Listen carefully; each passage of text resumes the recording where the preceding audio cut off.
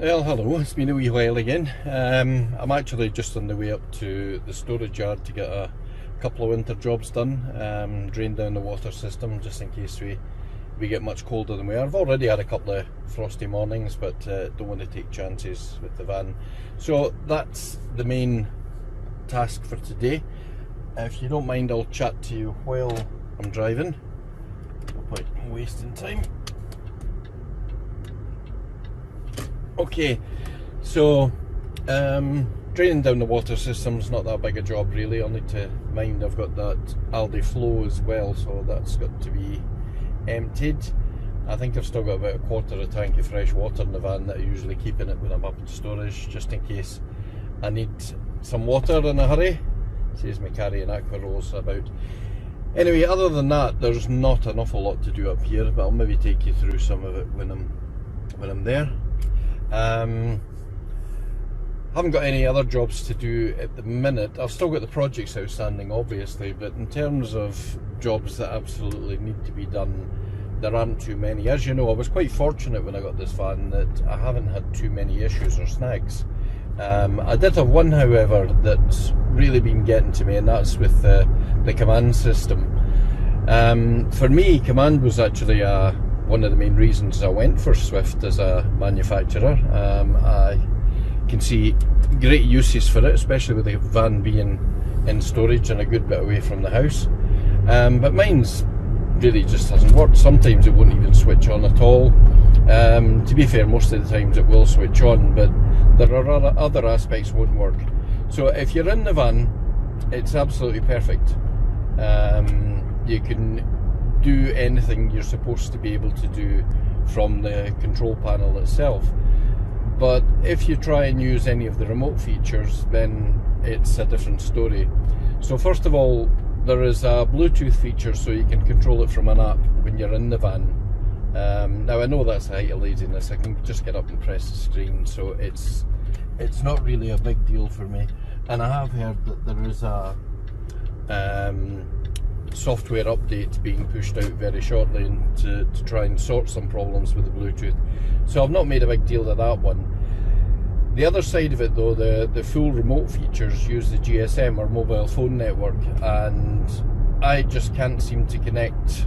I won't say at all, because one of the features is you can connect and look at things like how full your tanks are or what the temperature in the van and such like is.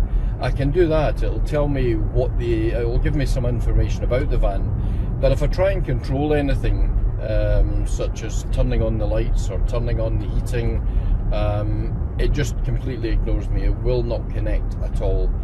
So I tried to get a hold of Sargent, who are the manufacturers.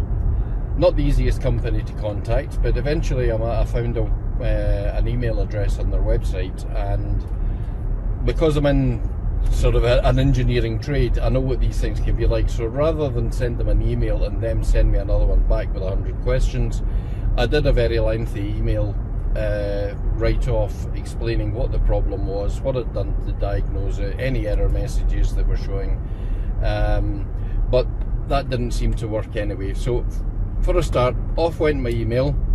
10 days later I'd heard nothing, so I sent another email asking if they got my first one. 2 or 3 days after that, I got a response saying it is our policy to reply in 10 working days. It regards your system, it is working perfectly. I've managed to connect and I can see the levels. Well, as I just explained, you can connect to it and you can see things like tank levels and temperatures and whatnot. You can't control anything, and I did explain that. So I emailed them back. Lo and behold, we are now 24 days on and I haven't had a response to that email, which ain't great to say the least. Right, 2 seconds. I'm just coming to the storage yard here, so I'm going to get parked up, and I'm probably going to hide some of the security features here just in case. Sure you'll understand the reasons for that. So let me get parked up and I'll catch up with you again just shortly. Okay, sorry about that. That's me back on air, as it were, in the storage yard. Just heading up to the van. Now, as I was saying with the Swift command, Trying to use the remote features, such as turning on the heating, turning on the lights and whatnot, just completely ignored me. It would come up with an error saying that there was a communications problem. So as I mentioned, recently I was down at the Stuart Longtons, my dealers, and one of the staff there, Katie I believe her name was absolutely brilliant trying to help me out. And indeed she called Sergeant for me while we were there to see if she could get something done. Now it took about 10-15 minutes to get an answer on the phone first of all, but when they did answer, obviously I could hear the conversation, and I was a wee bit disappointed by how some of it was going, because it was adamant that the problem was down to poor phone signals. Now I suppose that's a pretty valid argument, because it does use the phone system. The problem is, I mean, I'm in the storage just now and I'm not going to show too much in here, but there are about half a dozen other vehicles in here use Swift Command, and they have absolutely no problem with it. I do. I've got the newest van and I can't use Swift Command. So she explained that to him and said, well, no, it's down to the phone signal. You'll need to move. Well, I've also tried the van at home, where I know I've got a very good phone signal, and it wasn't any different. And strangely enough, while we were chatting to him, he says, I'm just logging on just now and I can see that it is definitely a poor phone signal. Only we had to explain, sorry, but the van isn't actually in my storage yard or at home. It's actually in the dealers in Chorley at Stuart Longtons. Now they have hundreds of Swift vans there. They're a Swift main dealer, and all their Swift Command systems are working, but mine was in a poor phone signal area, and that was the cause, or so they reckoned anyway. So long and the short of it, a lot of nonsense. I've got a problem with this system. They will not believe me there is a problem with it. I'm actually from an IT background myself, so I'm not totally stupid. I do know what I'm talking about. Anyway, I'm waiting to see. I'm hoping that they're going to put a new comms module in and sort this out for me, because otherwise Swift Command is just pretty useless for me. Anyway, let's get on and do some work here. Not been in the van for a wee while, so I better think about putting the alarm off before I do anything. I'll get my step out. I should have maybe done this before I spoke to you guys, but hey ho, I'm not. I'll get my step out. Of course, the first thing is I've not been up here for a week or two, so you've got to hope that everything's still okay and as you left it. And it certainly looks fine at the minute. A lot of leaves on the top of the van, as you can see, which isn't very nice. Be interesting to see what Command does when I switch it on. Ah, it's powered on, would you believe? It says my awning light is on. Yes, in fact it is, but I've just thought about it. That switches on for a moment or two when the alarm's set and unset, so that's probably what it is. Anyway, let me get organised here and I'll pick up with you again shortly. Okay, so let's make a start on this drain down. Now, I'm experimenting a wee bit with a new camera, so I don't know how this is going to turn out, but we'll find out. So, first thing I need to do, I think most of you will have been through this process before, but I need to get down to where the water system is, so I'll take some of these cushions out the way.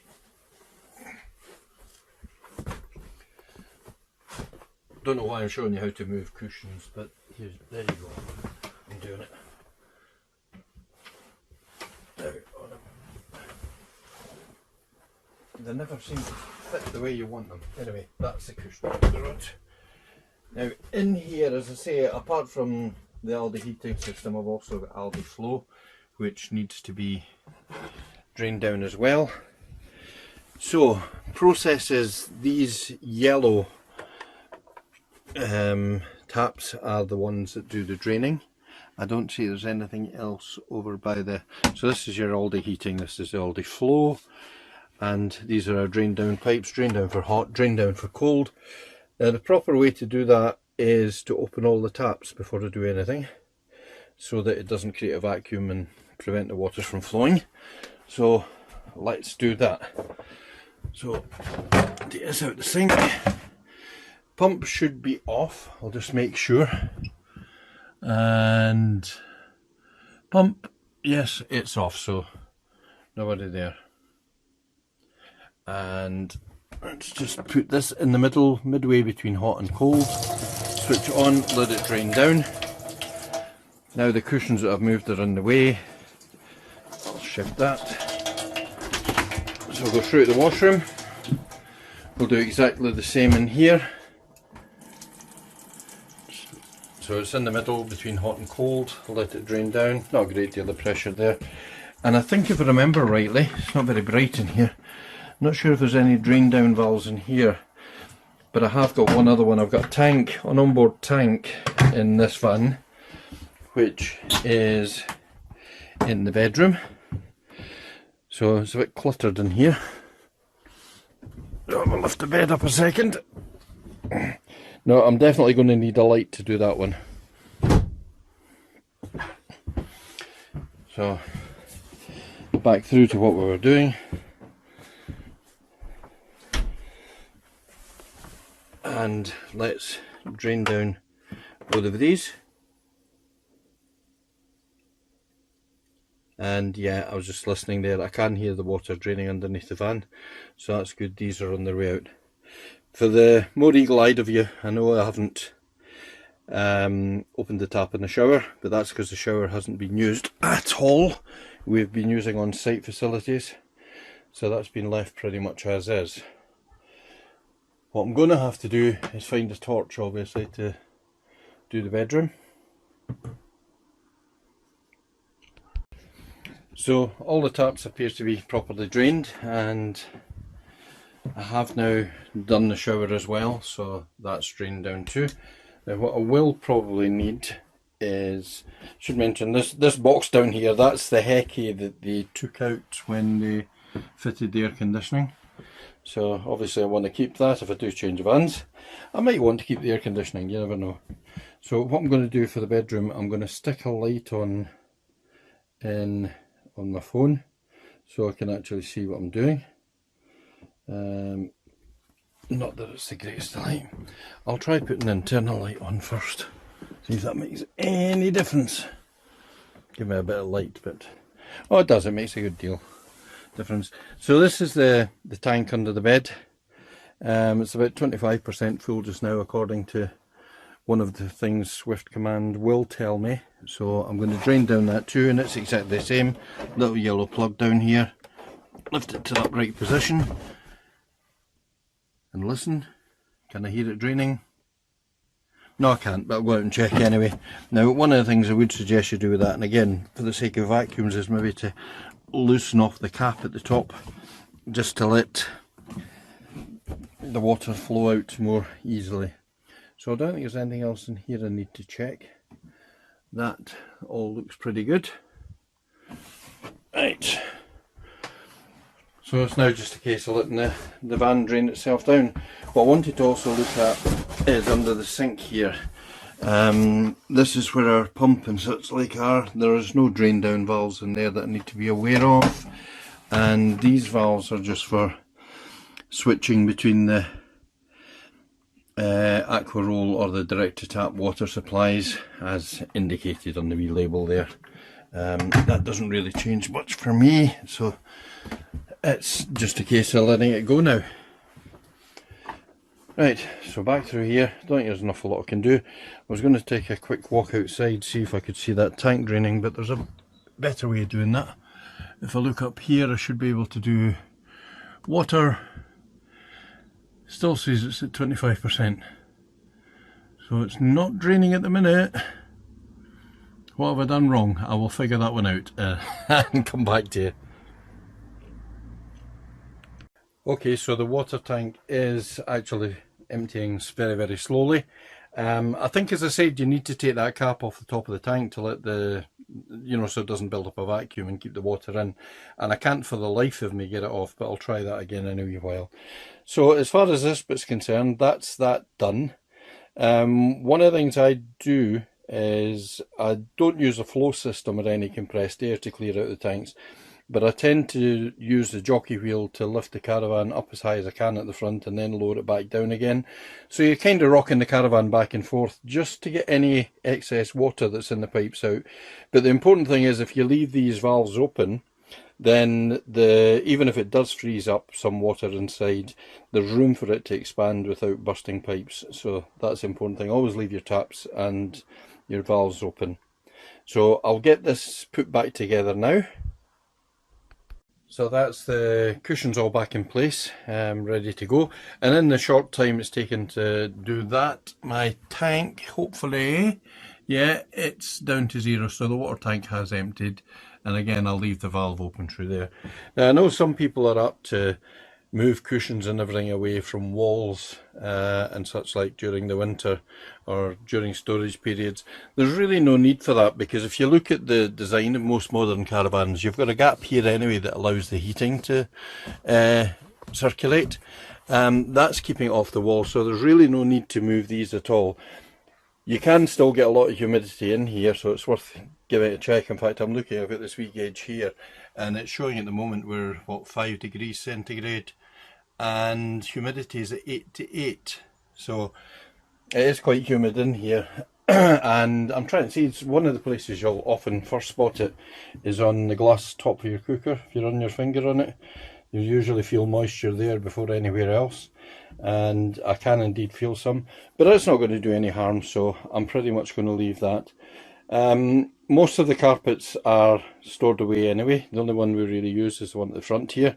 I'm going to leave that. We don't have carpets on the floor here, and the ones in the bedroom can stay. Next thing I'm going to do is obviously just leave the fridge and freezer slightly open to let it air. Now, because I'm on a pitch or a storage pitch here that's, I'm very much tilted to the left hand side, the door wants to swing open, but it does hold itself quite safely there. In fact, I never thought, I've got one of these crazy fridges that opens from either side anyway. Never opened it from the other side. Let's show you that one's shut right. No, I'm not going to try it. I'm just going to leave it open just slightly to let some air flow through. That way it stops it going mouldy and stale in there. The other thing I'll do before I leave is I like to open all the lockers just to let some air circulate. Don't know if you've ever noticed it yourself, but sometimes if you just go into one of these lockers, even on a normal day, and go in, it can be considerably colder in there than it is outside. Now we've got a bottle of hand wash there on its side. I'll make sure that's upright and doesn't end up leaking. And I think that's pretty much it at the moment. All the bits and pieces are stored away in the drawers where they should be. Nothing's in the way. Just have a look in here.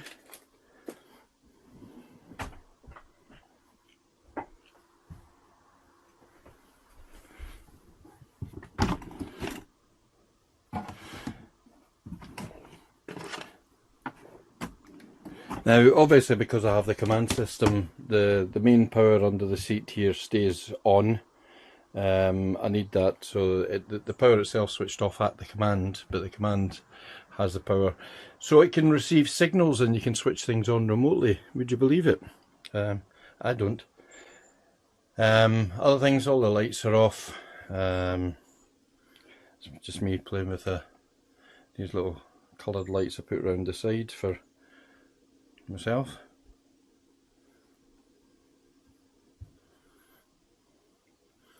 So I think that's pretty much it. There's not much more to do. One thing I always remember to do is I once left water in the kettle, one of these little whistling kettles. It was stagnant and rusty by the time I came back. So I would suggest you empty it, leave it upside down, let it drain off. Gas is turned off. And I don't think there's anything else. Microwave 2 is another one that's probably good. Your power's not on, so there's no light going to come on, but I would maybe just leave it slightly ajar just to let some airflow around it. And I'm hoping that's pretty much it. So, wee quick walk around. Yeah, everything seems to be fine. Don't see anything I need to worry about. Still think this bedroom's a disgrace. I say I can't get the top off the tank and under the bed, but I'm not overly worried about that at the minute. Windows are all closed. Skylights, sunroofs, heckies, they're all closed. So nothing to worry about there. So that's it. So I think now Put this light off first.